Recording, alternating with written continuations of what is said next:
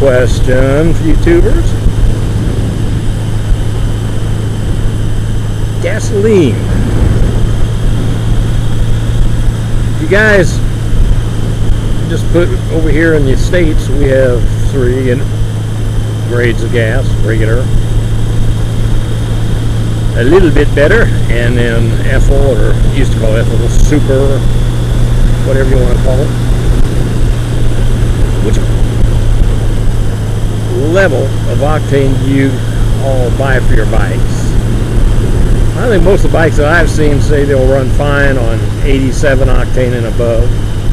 Now I'm wondering if some of the, I haven't looked at any of the hot sport bikes like the top of the line Honda or the R6 or Hayabusa or any of those, but they recommend those things run on a higher octane than the standard grade regular, which is usually about 87 to 88.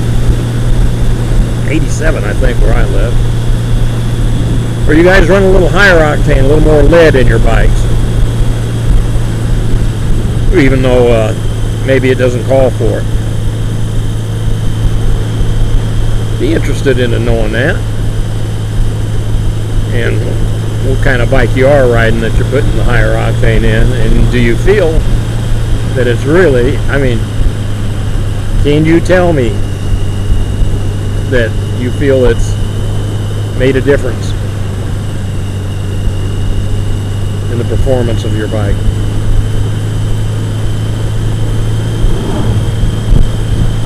I'd be interested in hearing those concerns, those answers. I can tell you for this 30-year-old bike I'm riding, she runs just fine on 87, 88, which is the regular grade. Mid grade's 89, I think, and high grade is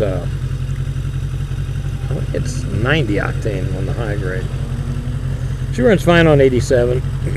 So with the price difference on gas nowadays, I see no need to put anything in this thing any more than that. I don't get any pre-detonation, knock, whatever you want to call it. So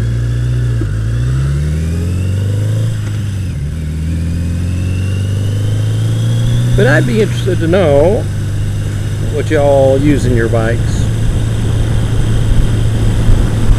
And now that we've got that question out of the way,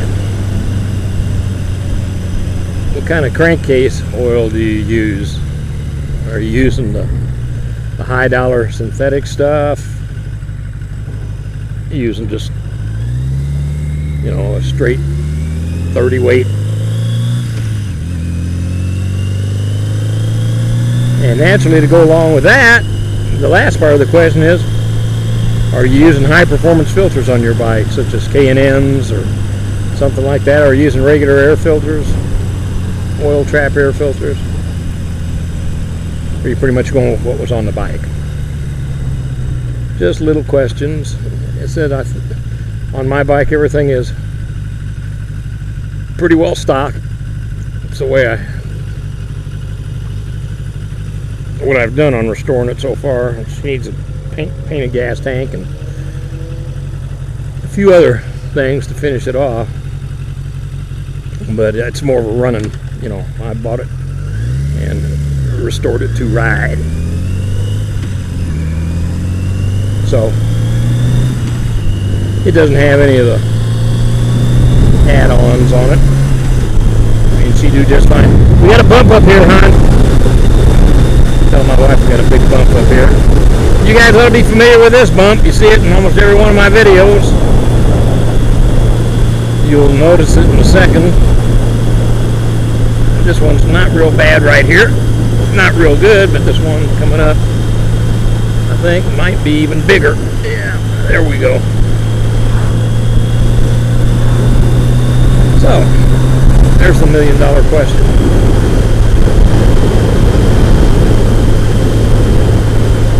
I'm really interested in how many of you guys and gals are using synthetic oils in your bike.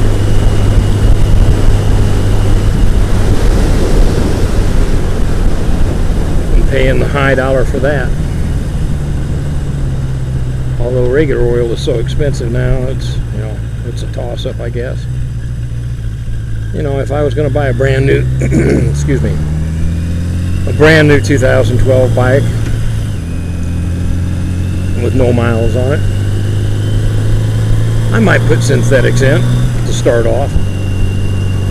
But, you know, if I was buying a bike with, you know, more than a couple thousand miles on it, no, I'd run, if it was me, I'd just run regular grades of oil. I think any super savings you're going to get as far as wear on your bike is already going to, the wear on your bike, the initial wear in is already done. And I don't think you're going to do that much more better with synthetic oils after you got several thousands of miles on your bike. Just my opinion. Don't know for sure. I'm sure some of you out there probably do know.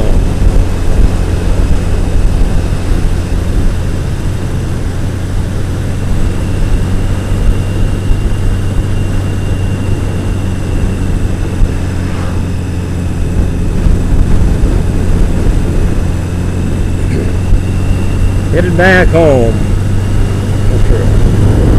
Morning drive that's lasted a couple hours on and off. Been a hot one too. Woo, doggies. Got to be in the upper 90s now.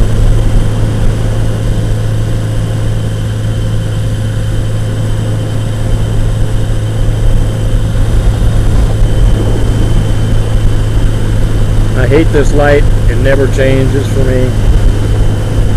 Every once in a while I get lucky and it'll change, but most of the time I'm sitting there several minutes. And as hot as it is, I don't want to sit any longer than I have to.